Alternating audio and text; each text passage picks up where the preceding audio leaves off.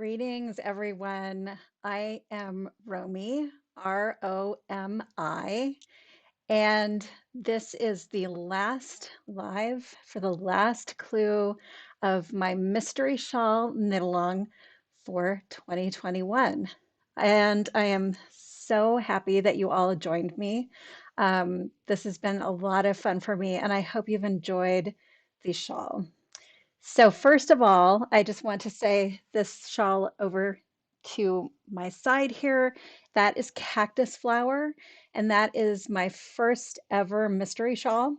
So that one was also done with a Verve for Keeping Warm yarns, and it's kind of cool. This is the ninth one. So next year, get ready for a cool anniversary 10th mystery shawl. So let me share my hands with you.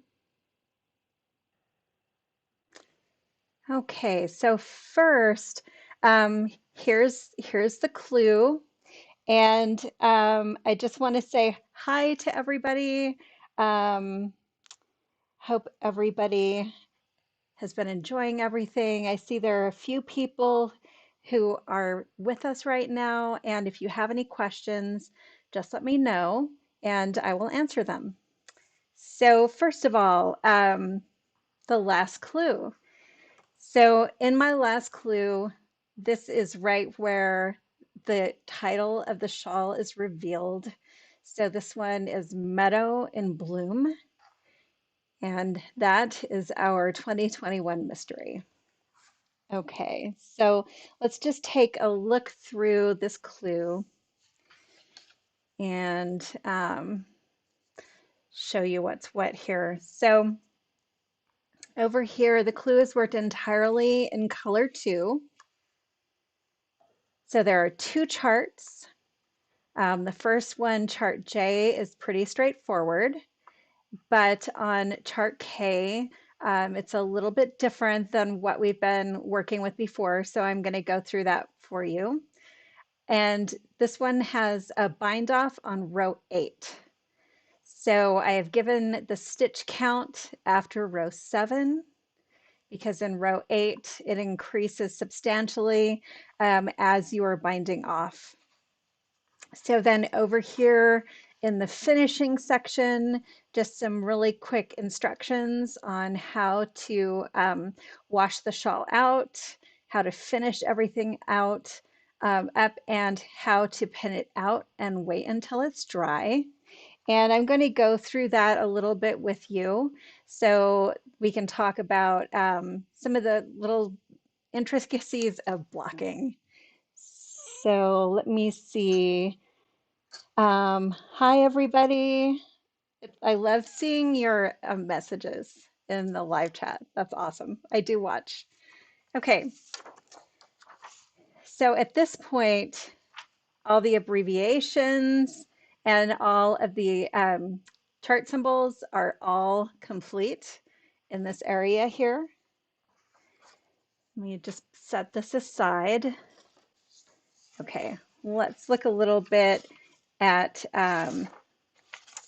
chart J. So chart J, again, is the continuation of that really pretty classic lace motif that was started in the last clue. And you can see chart J has no wrong side shown in the chart. The wrong side is up top here.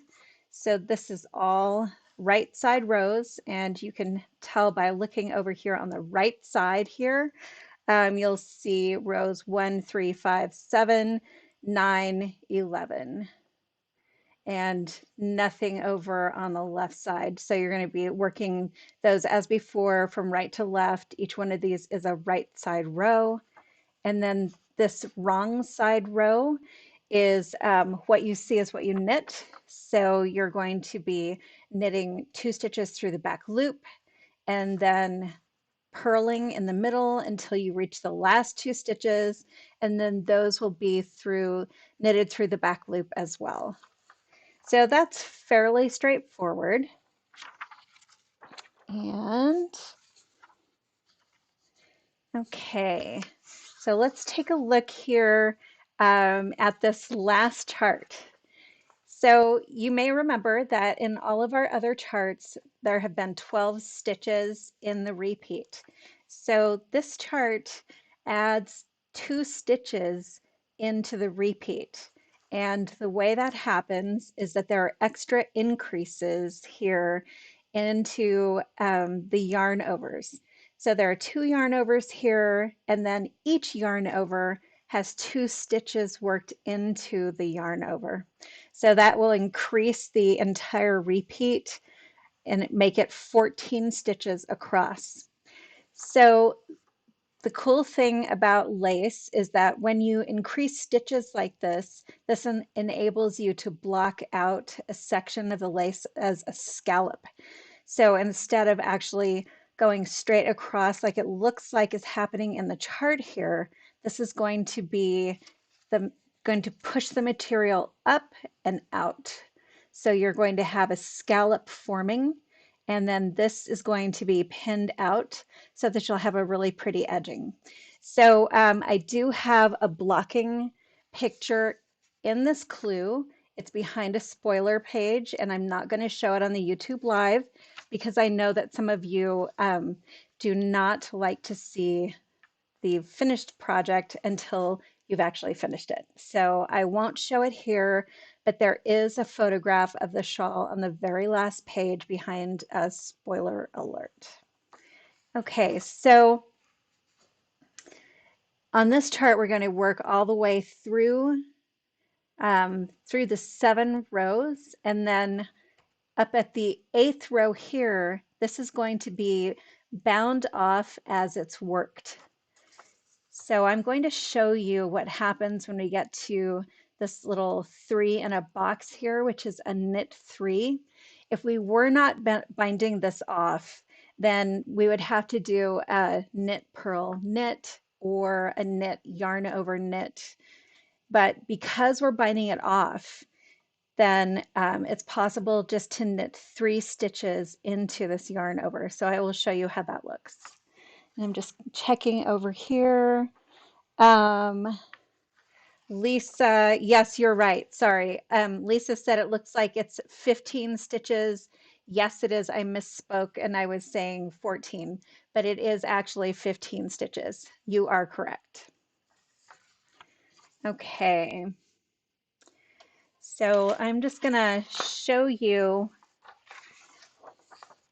this little area here. Okay. I am going to start with this very last little row right here. And then I'm going to go into the next chart and you can see what that looks like. Sorry, I've been scribbling on my Post-it notes. So it doesn't mean anything. It's just a scribble. Okay.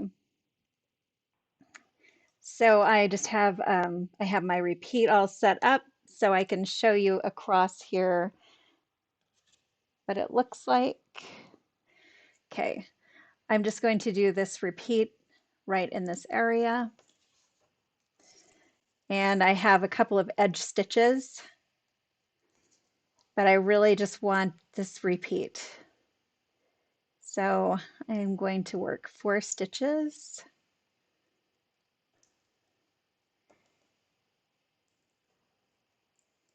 And to go across here, we've done this before, so nothing really new and special here. But this is where that little scallop that I was showing you in the last chart starts. So I just want to make sure that I have shown you the entire scallop there. And then I have a little tiny mini shawl, and I'm going to show you how to block a shawl.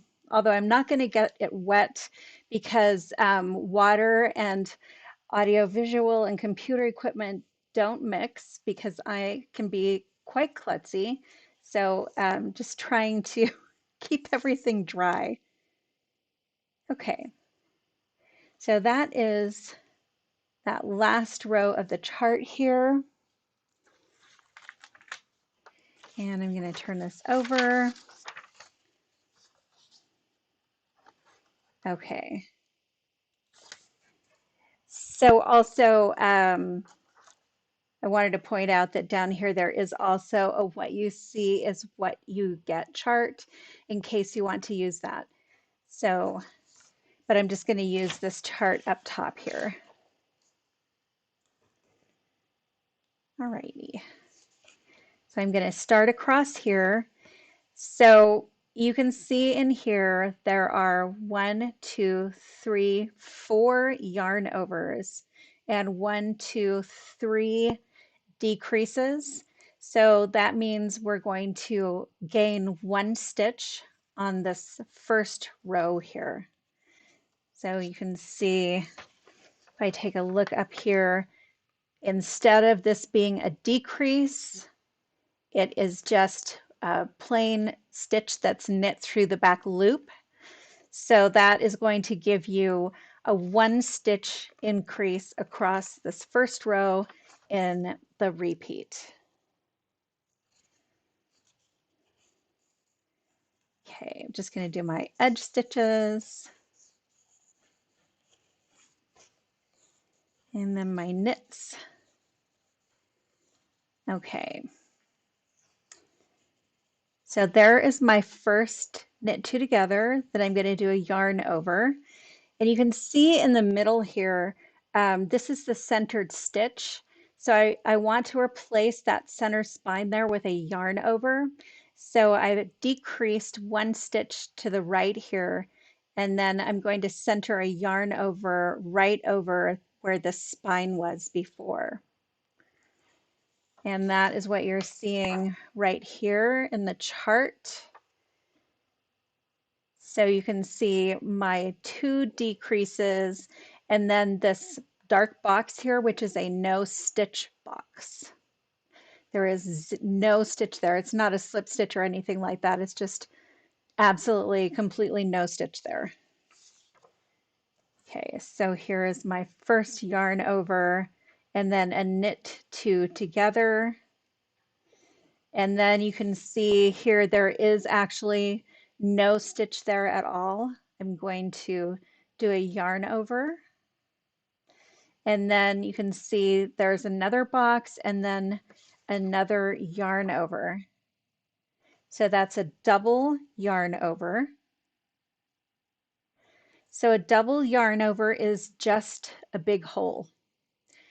So even if you did just 1 yarn over and you forgot to do the 2 yarn overs there, you can fix that on the other side because it will come together. It will look just like a giant hole and no one will be able to tell. So easy to fix that. Okay, let me do my 2 stitches there. Okay, so on the back, as we're going back here, you can see it's purled and then there are 2 stitches worked into each of 2 yarn overs. So that's going to increase again another 2 stitches. So let me do my purls across here. Okay.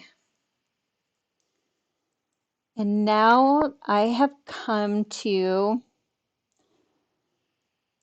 my double yarn over here, and you can see I'm just going to show you how this is one big hole. If I take that off of the needle and it's a yarn over, it's just one big hole. Let me put this back on here. So I'm going to purl and knit and then purl and knit. So now I have 4 stitches in that double yarn over. And let me get to the end here. So now that I've done that, I have increased 3 stitches over the first 2 rows. I'll turn this over and you can see I have a larger eyelet here, but has 4 stitches worked into it.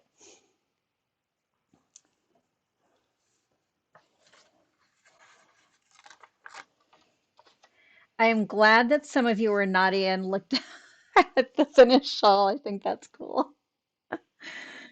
Okay, so here we are on the third row.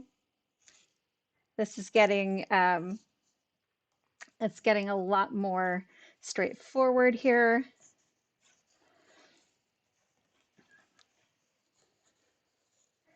So I always like to make sure that my yarn overs, when I'm doing a lot of yarn overs like this, I want to make sure that they're nice and tidy at the bottom. So I always knit them through the back loop. So all of those yarn overs that were into that large eyelet there, those are all knit through the back loop.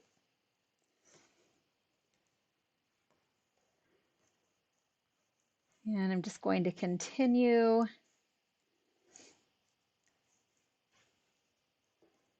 Okay.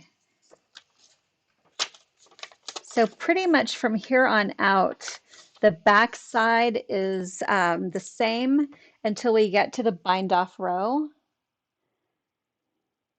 So Lisa, you were asking about the KFB is a purl or a yeah, so at this point, the KFB is KFB, or if you're going to work that symbol into a yarn over, then it's knit one, purl one, or purl one, knit one. So it doesn't matter which one you do first. So yeah, if it's worked into a yarn over only. So that gives you a nice open stitch.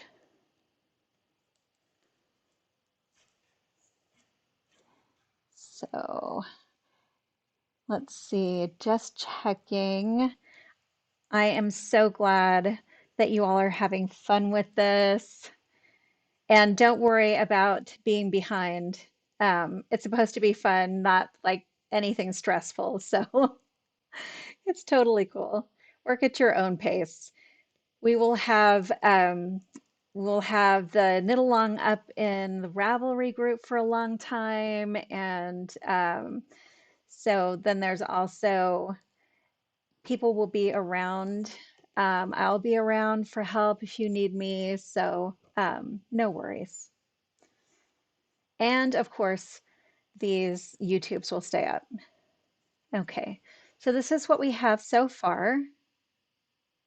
So you can see that large eyelet is centered over the spine right here.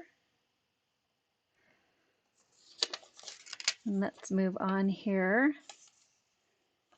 Okay. I am considering possibly doing another mystery, although I may just do a plain shawl knit along in the summer like I did last year. Okay, so we're to the center now. This part is not that big a deal. I don't think anyone will have any problems with it. So then my only question is, shall I do another mystery this year, or should I do another summer knit along like I did last year, where you can see the pattern ahead of time? All depends on whether or not you like to be surprised.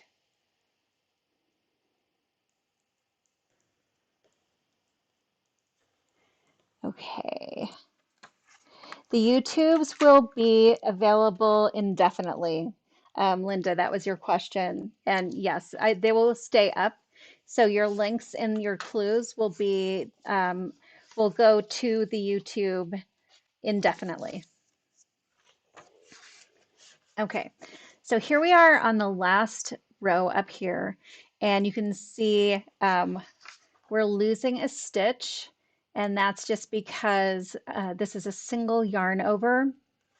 But the next row, the bind off row, we're going to work through 3 stitches into that single yarn over. So we're not really actually losing a stitch. It just needs to look that way for the chart. Okay. So remember again, I'm just going to work a knit two together here. I'm not going to do the SK2P.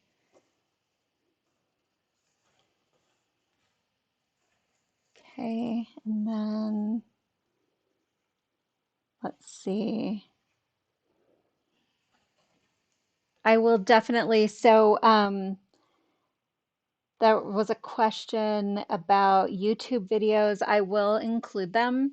I did actually include YouTube videos last summer when I did my summer shawl knit along, and I thought that worked out really well. So I definitely will do that. Okay, so here we are on the last row, and I've gotten to this little area here right before we lose a stitch for a little while. So I'm just going to do my yarn over and continue along here. Okay, and I'm going to move this stitch marker over.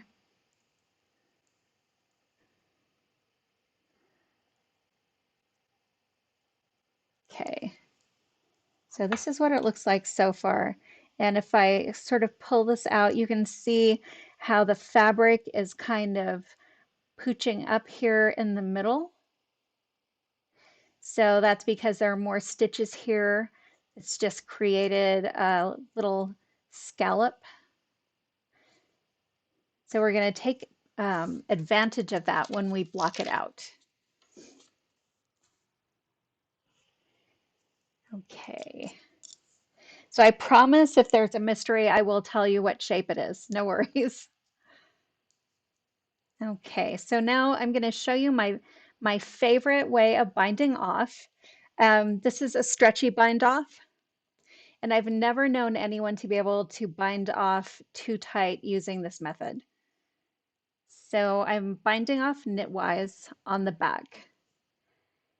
So I'm going to work 2 stitches, and those go onto my right needle, and then I'm going to place them back onto my left needle and knit 2 together through the back loop. So that's 1 stitch cast off.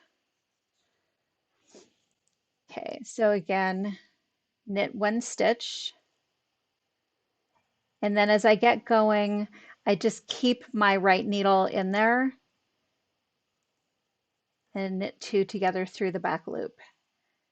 So knit a stitch, replace on the left needle, knit 2 together through the back loop. So I'm going along, I'm waiting until I get to the center stitch here to do my 3 stitches in that one yarn over. Okay, so now I'm at the center, and this is the yarn over that gets, I think that's yarn, no, that I'm not quite there yet, sorry. One more.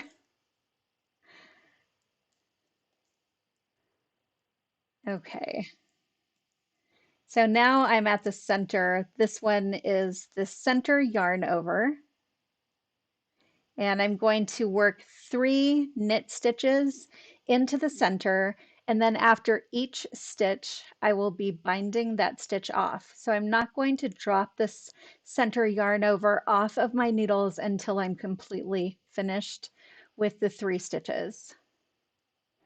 So there's my first stitch, and I'm just keeping this yarn over on my needle, and I'm going to bind that one off. And I'm going to dip in here again for another stitch, and I will bind that one off. So I have 2 worked into that yarn over so far, and now I need 1 more stitch worked into the yarn over, and now I can drop the yarn over off of my needle and knit 2 together through the back loop. Now I will just continue binding these off.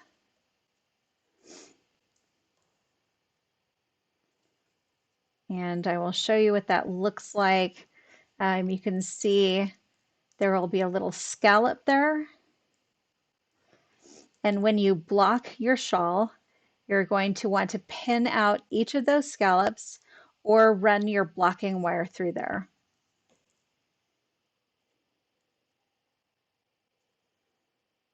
Okay. So there is the end of that row. Okay, I'm just going to set my needles aside here. But let's see. Okay. It is, yes. Rena, you said similar to a picot. It is similar to a picot. So I also do a centered picot like this. So this one is just into a yarn over. So when this is blocked out, this is going to be the center. That's where you're going to put your blocking wire through, or you can pin it out with a T-pin. So that is what that looks like. Okay, so Linda asked if you can use this bind off on anything. Yes, absolutely. It's a great bind off for anything, especially like a neckline or the top of a sock or something like that, where you don't want it to be too tight. So it works really, really well. Anything where you don't want it to be too tight. Okay, so we did that. I'm going to show you some dry blocking now. So let me just get my little blocking mat here. Okay. So we had a little pin here up at the top, and don't worry if you took your pin out. No worries. That was just to help find the center of your shawl when you're blocking it. So I'm going to pretend that this is wet. So I've wet everything and gotten all the excess water out that I could get out. And here is what I'll be doing to the top. Um, I'm showing you right here, these are TIG welding rod that I use for blocking, but you can use other types of blocking wires instead.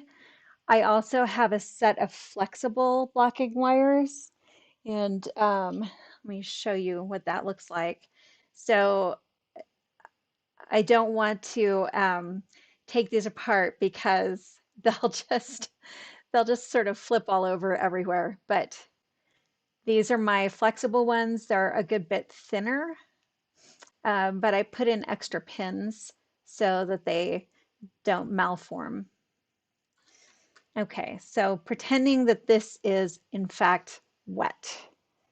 So here we go. So along the top edge, I'm going to weave my blocking wire in and out. So I like to just weave it through each one of these little KFBFs along the side.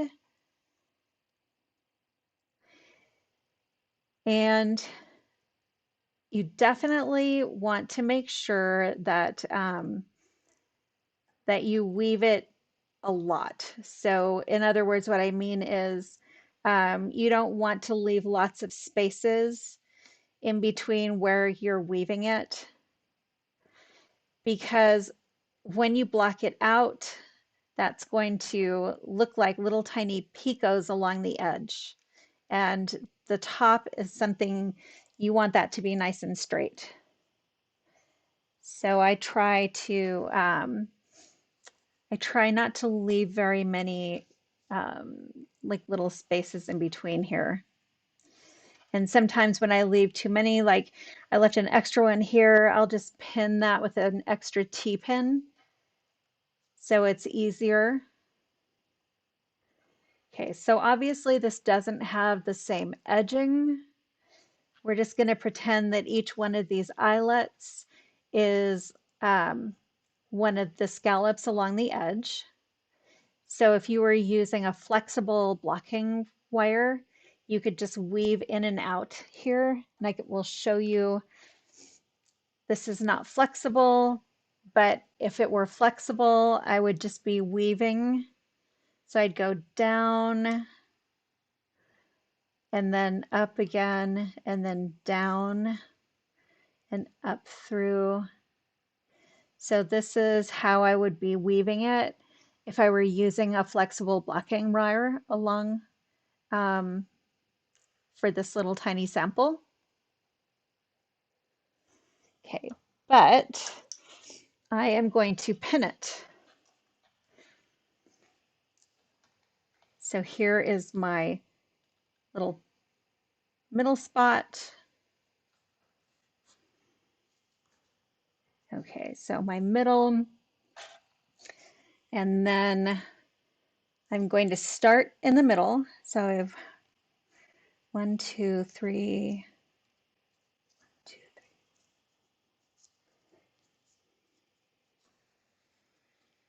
3. Okay, just making sure I am where I think I am. 1, 2, 3, 4. 1, 2, 3, 4. Okay, this is the middle. Now that's just to get everything started. And as I'm blocking, I'm going to be pulling out from the center here and working out to the side as I go. And I use these little pattern piece blocking mats. So I generally will center the middle right along the seam where it comes together. So I can kind of eyeball and make sure that I'm blocking this out evenly. So as you're doing this, you want to make sure that it's nice and stretched out.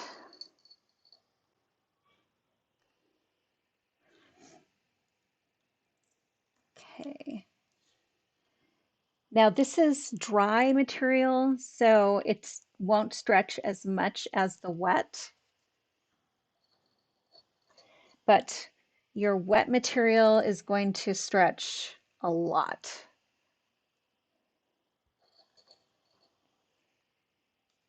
And it's also much stronger than dry. So sometimes you can see here, this side is a little bit tighter than that side. That happens a lot. We're all natural products, and so we don't keep exact tension all the time. So I'm just going to stretch this out a little bit further here and try to kind of get it aligned. Okay, so once I have this done, I'm just going to remove that center piece there and kind of make this prettier in the middle. And that is how I would block a shawl. So always starting in the middle here and then working out to the sides. So for those of you who snuck a peek in the back, you may have seen my note below the blocking picture where I'm talking about checking if you've used natural dyed yarns. So a verb for keeping warm is all naturally dyed. If you did use a verb for keeping warm or another naturally dyed yarn, you're going to want to do a little bit of a check beforehand before you block this out. So depending on the pH in your water and your blocking tools, you can have little spots of unwanted color that will be left on your yarn because sometimes the dyeing process will continue. So that's especially true if there's iron in your water. So if you have older pipes or sometimes if you have a different pH, or if some of your blocking materials have imperfections or a little bit of iron just in your stainless steel. So it's just a little impurity in the metal, and that can actually continue the natural dyeing process. So in order to make sure that you don't have any little bits of unwanted color in there, um, you need to take just a little piece of your yarn, wet it, use exactly what you would be using if you're going to use a wool wash, if you're whatever type of pin or blocking wires you're going to be using. Take your wet yarn, wrap it around your pin or your blocking wire, and let it dry around that pin or blocking wire. Make sure that you're not going to have any little bits of color that you don't want on there. So um, it's hard to predict who would have the problem because everybody has different water and different blocking tools. So let's see. So um, Lisa asked if you used a verb kit last year and the same wires, um, do you have to worry about it? It's probably okay, but your water pH can change, and the amount of metal in your pipes can also change. So those things that you wouldn't normally worry about with like a just a plain acid dye, like a commercial acid dye, you have to worry about during the with natural dyes. So I would test just to make sure. And then thing what squeaks. I was thinking I could soak a bit of yarn and wrap it around a blocking wire as a test. Do you think that would work? Yes, for sure. I do. And also, I think that you should use the wool wash that you're going to use that as well. Just do everything the way that you're going to block your shawl. Let's see. So, and then Pat, the Weller maids, what are the special T-pins? Is Dritz okay? My T-pins that I use for this are nickel plated, so they don't necessarily, um, I don't know, there's not a hard and fast rule. Some of the stainless steel are just poorly plated. So I've even purchased pins that were about 3 times the cost of others, and it turned out that the stainless steel plating was faulty. So they did actually dye the yarn. So just check whatever you're going to do, just check it. If you cannot touch metal to it, then you could actually use a piece of waste yarn or something like that to tie it to a pin. And then also try distilled water. So in other words, the issue might not be with your blocking materials, it may be with your water. You may have some iron in your water. So definitely try distilled water if there's an issue. Mostly there is not an issue, so I don't mean to make this sound daunting, but once in a while there is, so just be aware. And then let's see. Okay, so let's talk a little bit about weaving in ends. Okay, so I don't actually weave in my ends so much as I sew them in. And so I use a sharp needle. So that you can see this has a sharp end. And that is because shawls have a larger gauge. So when you just weave in ends along where the stitches are, it's easy for it to pop out. So here is what I do. It takes a little bit of extra time, but I think it's worth it. So the first thing I do is to split my plies. So this yarn that I'm using right here is 4 plies.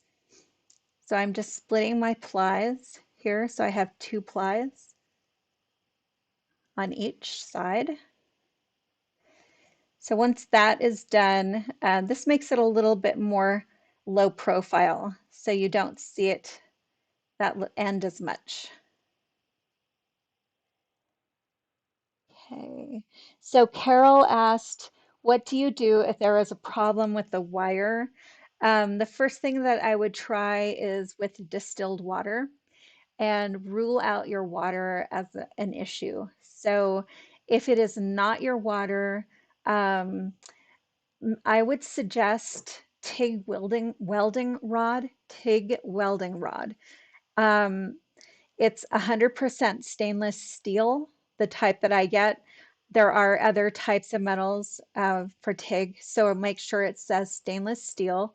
It's 100% high grade, and I've never ever had a problem with the TIG welding rod ever. So you can find it on Amazon, and I've actually even found it for somebody on Amazon Australia. So it's pretty available out there.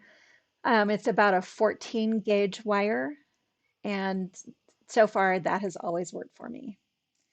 Okay, so back here. Okay, so now once I have my yarn split into plies, I'm just going to kind of go inside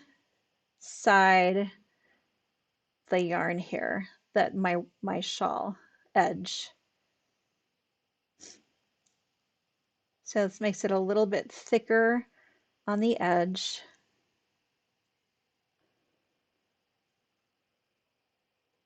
But because the shawl is, because this yarn is only 2 plies rather than 4, it disappears very well. So when you're sewing in your ends, you want to make doubly sure that you're not pulling anything in. So you're going to sort of just kind of pull on it, make sure it's still stretchy. And then I like to just grab a couple of strands here and then go back the way that I came, back through at least halfway. If you're using superwash, okay, if you're not using superwash, that's probably enough, but superwash pops out really easily. So if you are using superwash, you can just make a little bit of a knot here, just a slip knot.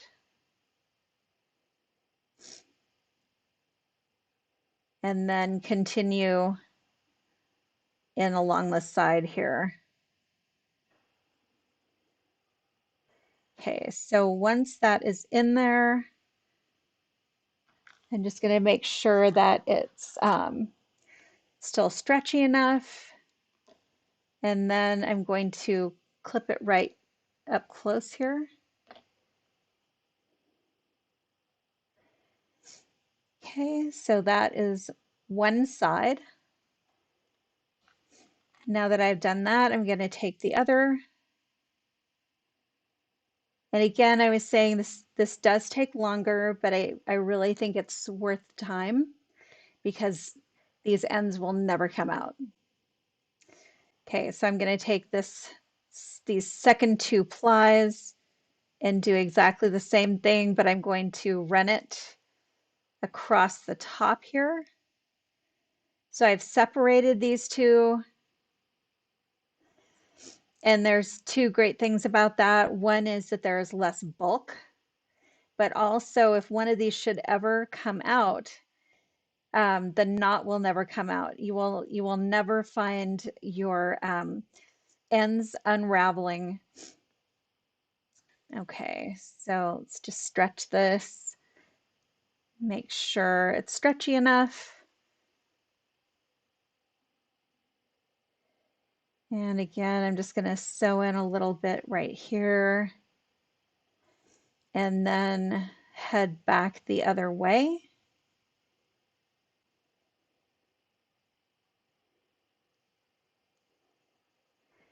So I'm just pulling this straight through the middle of my working yarn.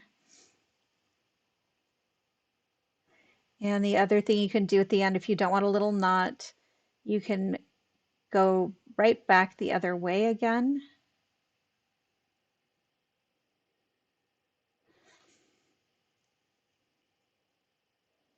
Okay, and then just want to make sure that that is stretchy enough. And I'm going to clip that. Okay, so you can see up close here, hard to see where that end went.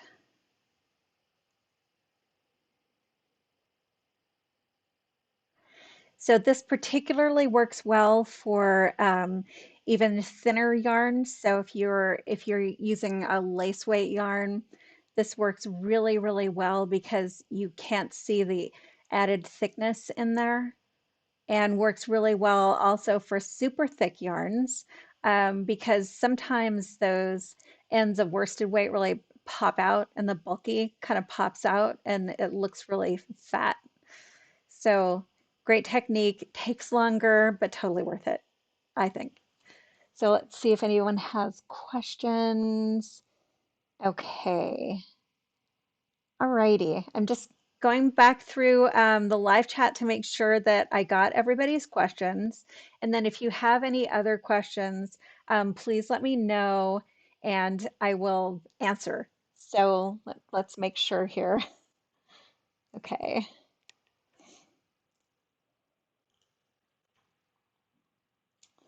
I think I got everything. Yay. Okay. So let's just go back again, just in case that there was any confusion before. And I know some people joined us a little bit late. So again, this is the title. So that was the reveal. It's Meadow in Bloom. And don't forget, there is a Verb for Keeping Warm meetup tomorrow, and that is May 8th at 12:30 Pacific Daylight Time. Okay, so every clue, these abbreviations might change just a little bit as things get added. So down here, you'll be able to see there's something added here with the KFB symbol just for working into a yarn over. So whenever you see it used with a yarn over, you're going to knit one, purl one into the yarn over, or purl one, knit one. It does not matter. Either way is totally fine. It will look the same. Okay, and on to chart J. Again, remember, this is just right side rows. And you're going to see the wrong side row up at the top here. This is a stockinette patterning. So it's a stockinette background, which means you're going to be purling in the middle of every wrong side row. And then with the two knit one through the back loops on either side. And then here we are on the last chart. So this one is both what you see is what you knit and what you see is what you get, because there's just a little tiny bit of interesting stuff that goes on in this second wrong side row. So, okay, so remember across the bottom here, once you have done the very first row here, each repeat will have an extra stitch because of the there are 4 yarn overs, but only 3 decreases. After you have done the second row, each of your repeats will have 15 stitches because we have added another 2 stitches worked into this double yarn over. Remember that these 2 dark boxes here, those are not there, so they don't exist. They're just there to help the chart be centered so you can see how the patterning plays out. So the rest of it is pretty straightforward till we get up to this row 7, and you can see there's one yarn over here. So there is one fewer increase then, and there's an extra decrease here. So we're back here to that little placeholder. There's no stitch there. And then on the last row, each of those center yarn overs is going to have 3 stitches worked into it, and you're going to bind off after every single stitch that you work into that yarn over. And let's see. So Patty asked, do we weave the beginning tail just like you just did? Yes, yes, definitely. That will keep down on any bulk up at the beginning. So for that little part up top, what you're going to do is take your pin out if you still have it in there. And you can see here, this is kind of loose. So you just want to pull that. So pull that tight. And then you're going to do exactly what I was showing you along the edge. You want to split this into 2 plies, and then you want to weave one in one direction and the other in the other direction. And that will be very secure. It will not come out. But make sure that you have that pulled as tight as you want first. And then let's see. Yay, I'm glad you like it, Latifa. Yay. Okay, so I think that I have all of your questions answered. So let's see. Oh boy. So I can't believe it's over actually. That was a lot of fun, and I am so grateful to all of you for joining me. And I hope you enjoyed it as much as I did. And I hope you love the shawl.